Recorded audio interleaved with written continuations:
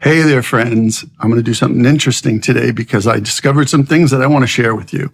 One of them is I've been trying to refine my mixed bus processing for the last 2 years or something. We talked about this once. I was going to do a video on it, and I may do a top-down mixing thing, which is what they call this, where you start off with a mixed bus and then work backwards from there. I'm not really down with that. This is more like starting with making what I'm doing sound how I'm hearing it in the room and how I wish it to be, and how I can accentuate that, how I can accent that, how I can add to it subtly on my mix bus to bring it more alive, but more importantly, to get it ready for mastering. So that's what I'm going to show you right now, because I discovered a better way to do my mix bus by doing less, or at least by making what's there be less aggressive, and using some new tools that I've acquired, new plugins. But then I was listening back to the video that you're going to hear from yesterday, which was April 5th, that I recorded a few days before that, but you're going to hear it April 5th. This will hopefully be April 6th. And I was listening to it and I'm going, oh, wow, that's really interesting. When I accidentally had the camera mic in, and I'm like, ooh, what's all that? I was sure it was boomy, and it was way too big and massive to really be manageable. But it did have something that I thought I was missing. So I addressed that on the actual lap steel track from that video, which I'll do here. I'll show you what I did. And then I was like, maybe I can make my mix bus better by using some of these new tools that I hadn't had a chance to check out yet. That worked out well. It took a couple hours because there was a lot of really fine tweaking, and some of these things are very, very subtle, but added together, they bloom. And furthermore, the last thing is, I remembered, I was like, this is a mono track. So there's only so much you can do with a mono track, but you can make it bigger and wider and have more depth, but you don't want to go crazy. But then I remembered that there was something I did before I left Nashville to move here to London that worked. It took a long time to tweak it, but it was multiple auxiliary buses that, when combined together, gave me a better, more focused bass signal, bass channel. It gave me a better mid channel. It gave me a mid-side channel, and it also gave me a very, very subtle, saturated mid-side channel when combined with the original guitar tracks and the mix bus. And I wasn't sure if I remembered, did that work? Was that good? Well, I imported it into this. Boom. It's, again, just subtle little additions, and the whole thing just blooms. So we're going to take a look at that. I'm going to record the audio that you're seeing back into Pro Tools, so you'll be hearing exactly what I'm hearing.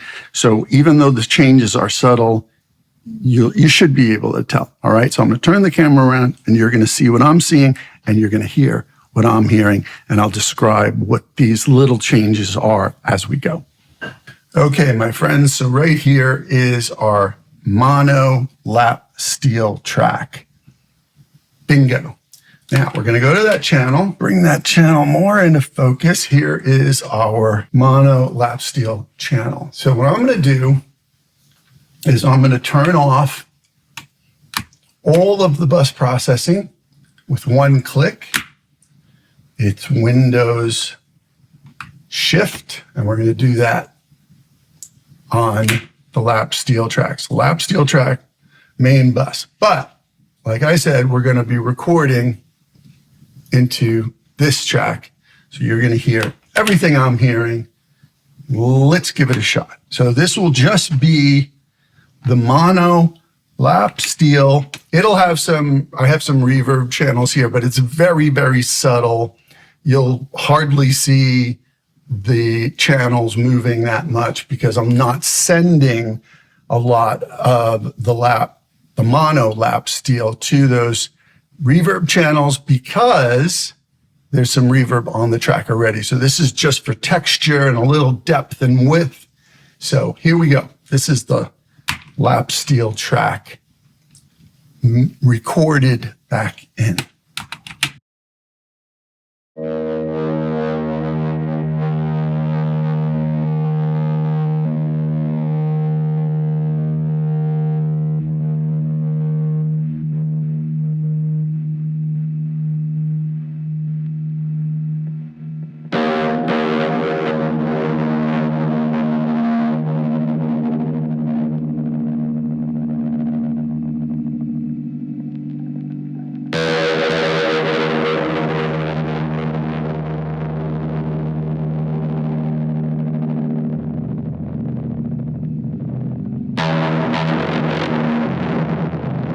Okay, not bad, not bad. I was happy with it when I played it. But now I'm going to turn on the plugins on the lap channel, so you'll just be hearing the processing on the lap itself, no master bus processing.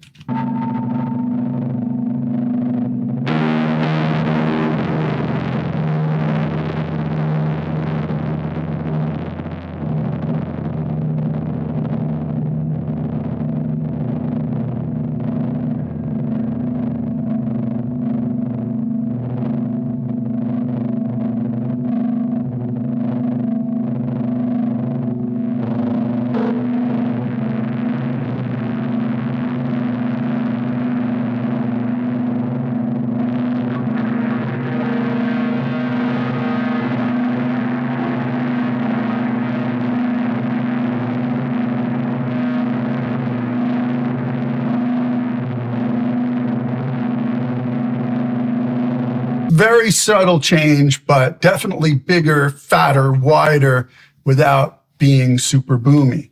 Now let's turn on the mix bus processing and see what that does.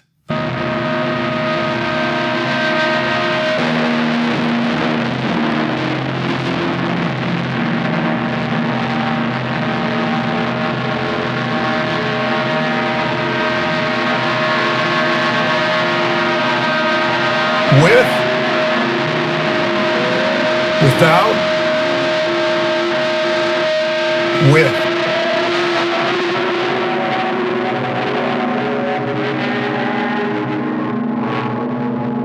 So you can hear there's a big difference there.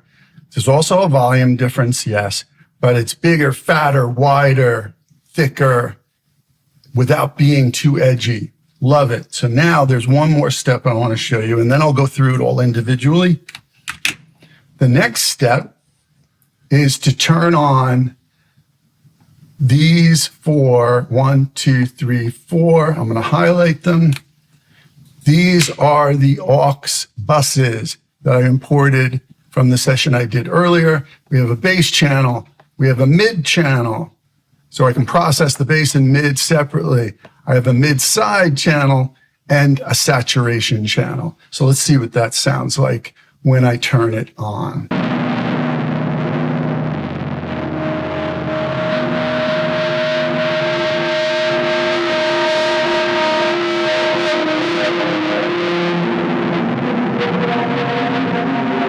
With, without, with.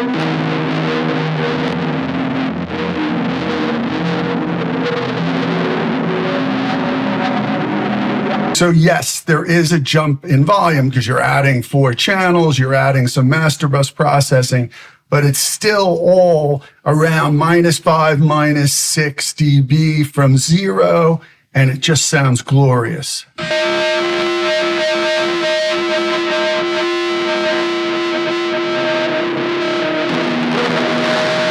This is with. Turn them all off now. Without. width.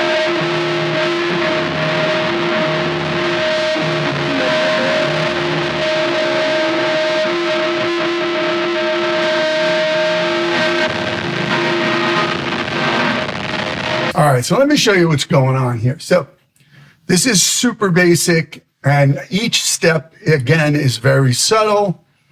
The first step is I've got a preamp, a free preamp, by the way. Meta plugin's got an update, another update? Okay. This is the Pred. It's a preamp. It's a transformer-based emulation of a preamp for a console.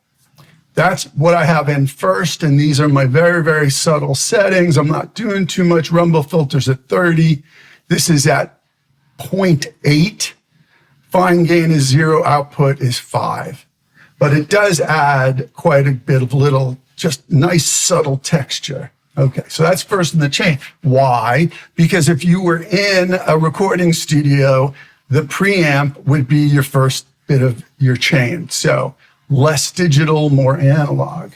Then there's this K-strip. Speaking of less digital, more analog, K-strip is the new channel strip from Keve, and you can swap out between Neve, API, or SSL.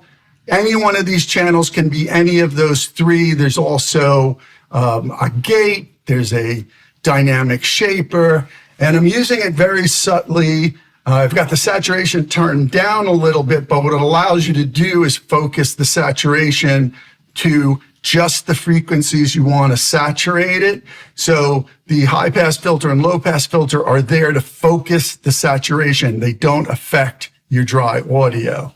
And, you know, the Neve has some nice saturation aspects to it, but I didn't want it to be too aggressive, so I turned it down a notch. These are my settings for the API EQ, for the SSL compression, and yes, I've got the dynamic shaper in there, but it's very, very subtle. So that's number 2. Number 3, this is an amazing plugin by Playfair Audio, dynamic grading. So this is a compressor, but it's more of a dynamic grader. So this is the area you choose to focus on, and then you can expand it and bring it up and bring everything below it down. You really should check this out. This is Dynamic Grading 2.0. It works a lot more efficiently and a lot more succinctly than any compressor you've ever used, and it's very transparent. So that's number 1. So after dynamic grading, I've got a little Pro Q4. As you can see, nothing drastic. I'm doing some in the 2400 range. This is spectral EQ. So I've got a little dip there, but the rest is spectral. That's not dynamic, that's spectral.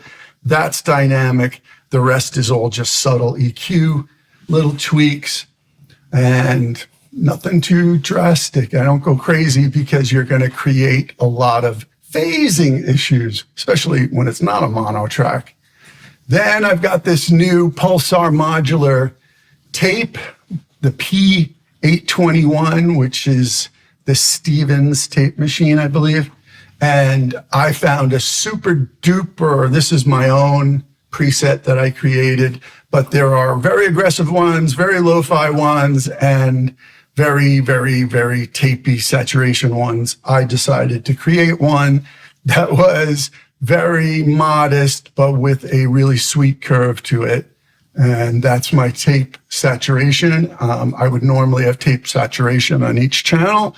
And this is my wider Tiger, which is one of the few plugins by Vox Samples. Very, very cheap plugins, but very, very excellent.